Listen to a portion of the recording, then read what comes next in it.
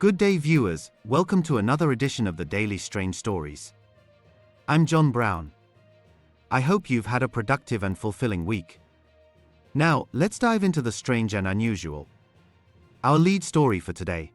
Senzo Mchunu's Chief of Staff Cedrick Nkabinde exposed, here are the shocking multiple lies behind his testimony, and Julius Malema pushes for his arrest. A political storm is brewing in South Africa, and at its center is Cedrick Nkabinde, the right-hand man to Police Minister Senzo Mchunu. Nkabinde has been caught lying too much and providing inconsistent information to a parliamentary committee, leading to claims that he is deliberately misleading officials. Julius Malema, the leader of the economic freedom fighters, is now pushing hard for Nkabinde's arrest, arguing that his actions amount to lying under oath. This unfolding situation is raising questions about trust and accountability in the highest levels of government, as the committee digs deeper into allegations of corruption and interference in the criminal justice system. The ad hoc committee, set up to investigate claims of criminal networks infiltrating law enforcement, politics, and private security, has been hearing testimony from key figures. Nkabinde appeared before this group yesterday, on the 13th of November 2025.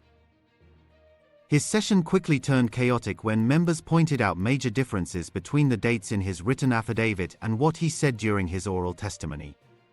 He has admitted that he estimated some of these dates without checking facts, describing his approach as thumbsucking. This admission has fueled outrage among committee members, who see it as a direct challenge to the process of uncovering the truth. Nkabinde's role involves managing the day-to-day operations in Mchunu's office, a position that demands precision and reliability. Yet, during the hearing, he explained that he did not have his gadgets with him when preparing the affidavit, leading to what he called an oversight. He took ownership of the document, noting that he worked with evidence leaders to draft it over several versions, finalizing it just days before the session. However, he acknowledged that even after reviewing his office records, some dates, like one he placed on September 30, 2024, appear incorrect. This has created a tangled web of timelines that the committee is now trying to unravel. One key discrepancy centers on how Nkabinde first connected with Brown Mogotsi, a businessman from Northwest with ties to the African National Congress. Nkabinde initially stated that he facilitated a meeting between Mogotsi and Mchunu in October or November 2024 to discuss issues with illegal miners trapped in Stilfontein. He claimed that KwaZulu-Natal Police Commissioner Lieutenant-General Nhlanhla Mkhwanazi provided him with Mogotsi's contact details in September 2024 during a trip to Lusigisigi in the Eastern Cape. But under questioning, Nkabinde shifted his account, saying the meeting happened before the Lusigisigi visit. This contradicted earlier testimony from Mkhwanazi, who recalled Mogotsi mentioning being in Lusigisigi with Mchunu and then reaching out to Nkabinde about it. The committee pressed Nkabinde on these inconsistencies, highlighting how his written statement mentioned receiving Mogotsi's number while in Lusigisigi, yet his spoken words painted a different picture. Members from various parties, including the MK Party and the ANC, noted the contradictions, with one pointing out that the written evidence bundle showed clear mismatches. Nkabinde responded by saying he could not be precise without his records, but this did little to ease the growing frustration. Action SA's Darlene James accused him of wasting time, suggesting the hearing should pause until he could provide accurate details. The chairperson agreed, describing Nkabinde's excuses as inexcusable for someone in his high-level role, and ordered him to return in 10 days with corrected information. Adding to the intrigue is Nkabinde's account of recording a conversation with Mkhwanazi. At first, he said he decided to record it on his own during a discussion. But he later changed his story, claiming Mchunu had instructed him to do so. This flip-flop drew sharp criticism, with members reminding him of the seriousness of being under oath. Malema, in particular, labeled the shifts as deliberate attempts to mislead, calling it a case of moving goalposts whenever Nkabinde got caught. He insisted that such behavior qualifies as perjury and demanded immediate action, including Nkabinde's arrest for lying to Parliament. The economic freedom fighters have gone further, announcing plans to file a formal case against Nkabinde for perjury, a criminal offense that can lead to fines or imprisonment. EFF member Leanne Mathis emphasized that what Nkabinde dismissed as an oversight is actually a serious breach. Malema also suggested that Nkabinde should step back from the proceedings if he cannot provide reliable testimony, arguing that relying on a thumbsucked affidavit undermines the entire investigation. This push for accountability is intensifying the pressure on Nkabinde, who has promised to do thorough homework on the dates before his next appearance. Beyond the dates, the hearing explored Nkabinde's denial of involvement in certain WhatsApp messages linked to Mogotsi and Mchunu, who faces criminal charges. Some messages referred to a chief of staff, but Nkabinde insisted he is not the only person with that title in South Africa and denied receiving the specific ones discussed. He described the messages he did get from Mogotsi as unimportant or silly, not connected to the committee's focus. This part of the testimony ties into broader allegations that Mogotsi acted as a middleman in networks involving politics and crime, including claims that Nhlanhla was approached to fund projects related to Mchunu's political ambitions within the ANC. Mchunu has denied any wrongdoing, portraying Mogotsi simply as a fellow party member. Nkabinde's background adds layers to this story. He started his career as a detective constable in the South African Police Service in 2004, later moving to the Independent Police Investigative Directorate under Robert McBride. He left that organization in 2018 after a dispute, which he described as a misunderstanding. Nkabinde claimed he reported issues implicating McBride and forensic investigator Paul O'Sullivan to then Police Minister Begitele in April 2018.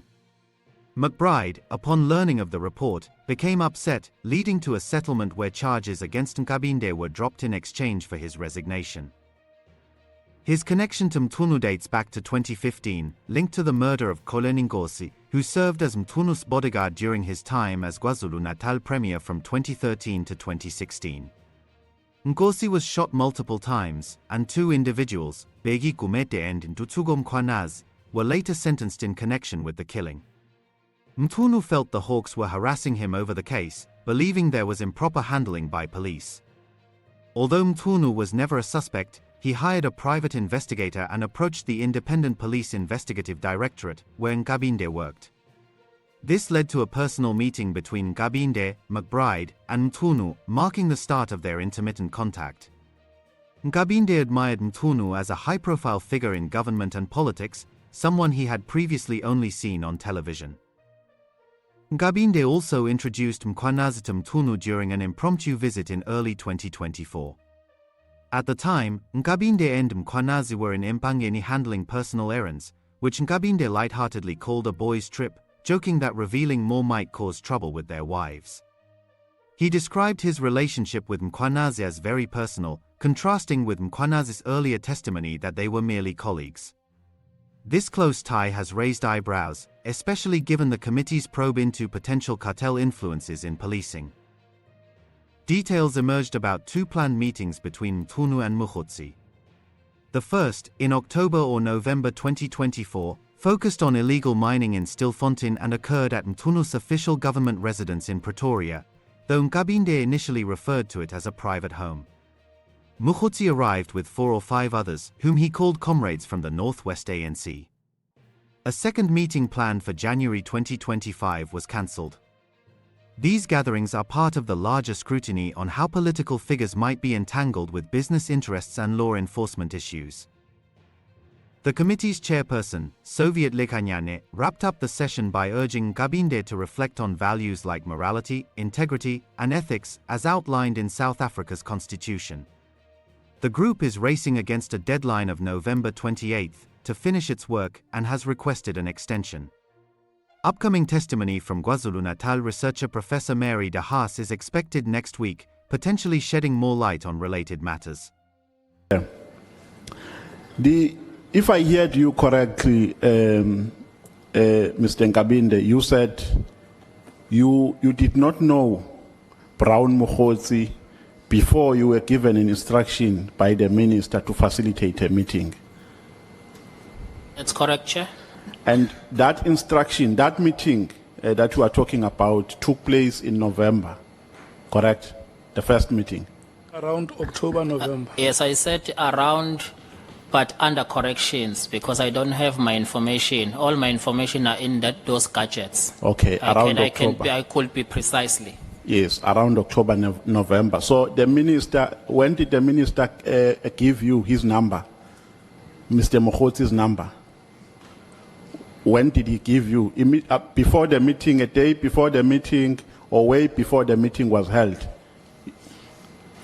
He gave me a number before the meeting because I could not facilitate a meeting You know without what? having a number. What precipitates a confusion, Chair, here is that Mr.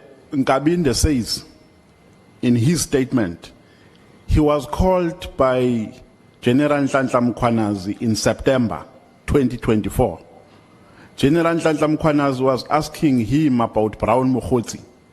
And he says, in his reply, he said to General Nhlanhla Mkhwanazi, I know Mr. Mogotsi as a close, and well, he's now saying he didn't say he's a close associate, but he says, he said to General Nhlanhla Mkhwanazi, I know Mr. Mogotsi as a person who is close to the minister. And that was in September.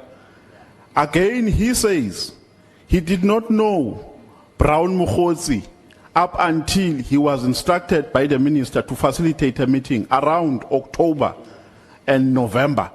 Now, a call from General Nhlanhla Mkhwanazi was made before the meeting for which he was instructed to facilitate. So that's where the confusion is. I think there's a lot of contradiction that the witness is making. Yeah, I want you to keep some of the questions to the point when you are allocated time to ask. Just two things. At the time, General Mkhwanazi requested you to facilitate a meeting between the minister and Brown Mogotsi. Did you have knowledge of the person called Brown Mogotsi or his contacts? No, Chairperson. You did not. Yes. He did not know him at that time. And Chair, if I can clarify with the confusion. The confusion is caused by me not having my gadgets. Hence, I'm not sure when was that meeting. Yeah. Because remember, when these things happened, you wouldn't know there will be an ad hoc committee. So you will only refer back to your gadgets and calendars and your information. I think the confusion is actually extended to all of us. The more members ask, the more the confusion is extended. The witness is confirming before us that he got the number from the minister to arrange a meeting, which was October, November. But in the affidavit the witness submitted confirms that at the time when they visited Lusigisigi, he did receive a call from General Mkhwanazi, who later sent him Brown Mogotsi's number to confirm. So I want him just to clarify that part. Thanks. Can you refer him to the relevant paragraph and the date? Remember, it's paragraph 77. Remember, he doesn't have his gadgets. No, it has nothing to do with the gadgets thing, Chair. I'm saying in paragraph. Can you refer him to the relevant paragraph, Honorable Member? It's paragraph 77 of the witness statement. Yes. It's not in the gadgets. It's in the statement he deposed. Yeah. He says, General Mkhwanazi did send the number and I confirmed. The only thing he does not confirm in paragraph 77 is the associate part. But he confirms everything General Mkhwanazi has said before this ad hoc committee. At Lusigisigi. At Lusigisigi. And when was that? That was September 2024. Yes. Yeah. Can you say it straight to the eyes of the witness? I'm saying it to him. And it does not need any gadgets. In fact, the minister himself confirmed the meeting in Lusigisigi, Mr. Chairperson, in September. Bangazita, you know how much I respect you. Listen, I accord you the respect that you deserve. May you please say what you want to say. Thank you, Honorable Chair. I was actually adding to the Honorable member who actually was insisting that the meeting was in September. And I am reminding the honorable members that even the minister himself, when he made reference to a meeting that took place in Lusikisiki, he mentioned the date as September. So the witness in front of us actually is correct in actually saying September. So now if there are any doubts, then I begin to question the value of the statement on which the witness has actually sworn. Okay. Mr. Nkabinde, what is your take on the Lusikisiki matter and the date of the 30th of September? Chair, guided by the 30th September, if that date is correct. 30 September when I was in Lusikisiki. The meeting of Brown Mogotsi would have been happened before that. So the confusion of the date, it's actually that I'm not precisely of when was this meeting exactly, but guided by that, I can confirm that the meeting with the first meeting of Brown Mogotsi would have been on that day of a call. I can't be precise of the date. I was there. Lusikisiki. Yes, with the minister. Yes. Was Brown Mogotsi there? No, he was not there. Okay. Honorable Malema.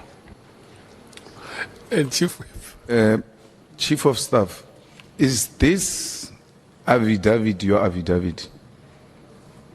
Yes, it's correct. Do you confirm everything that is in this affidavit? It's correct.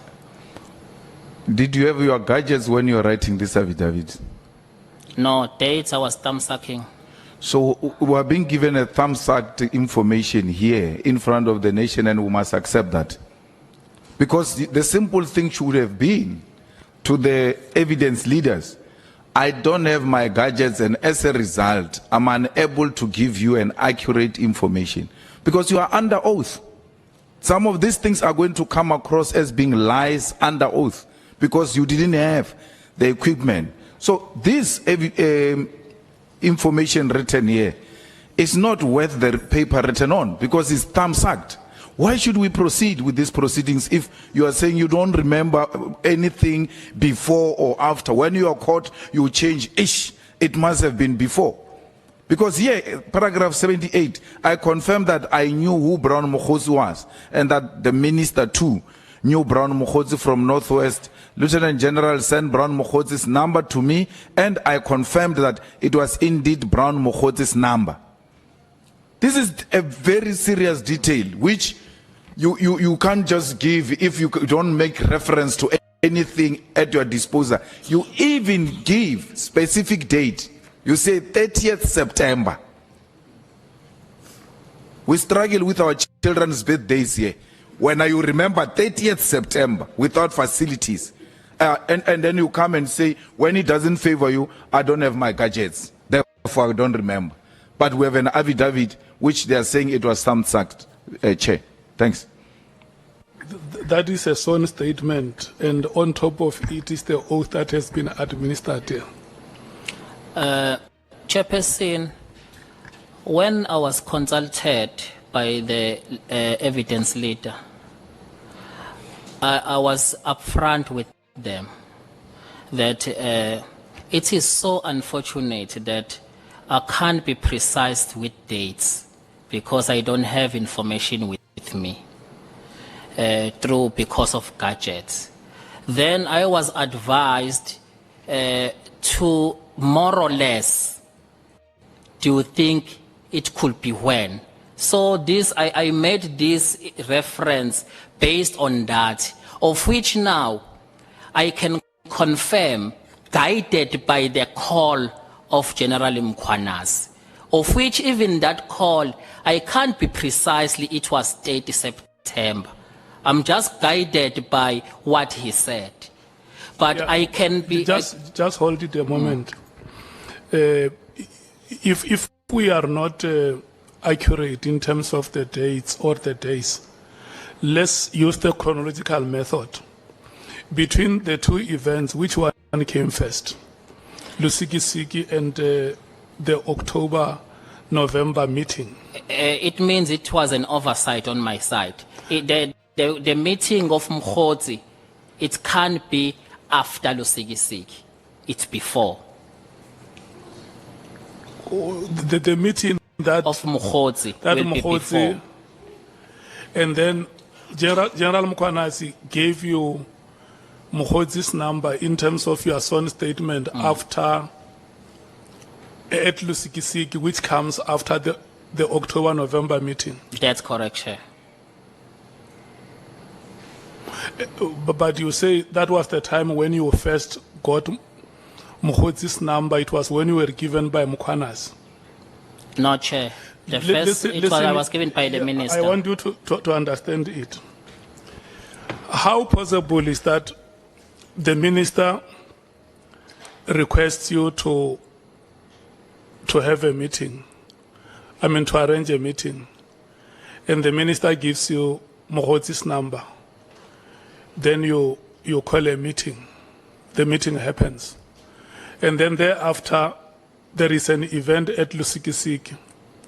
General Mkhwanazi gives you, again, the number that you have already, and you confirm that indeed this is Mogotsi's number. This is chronological. Hence, Chair, I'm saying, guided by the call of General Mkhwanazi, that he's asking me if I know Mogotsi. That will be after I got the number from the minister, and that will be after the meeting of Mogotsi and the minister, because there was no way I would have a number to confirm to Mkhwanazi without me having his number during of that meeting facilitation. Did both of them give you Mogotsi's number? Both the minister? Okay, between the minister and General Mkhwanazi, who was the first to give you Mogotsi's number? The minister.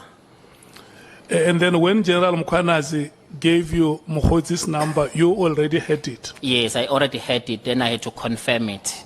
Why did you have to confirm it? Because you had already spoken to Mogotsi to arrange a meeting?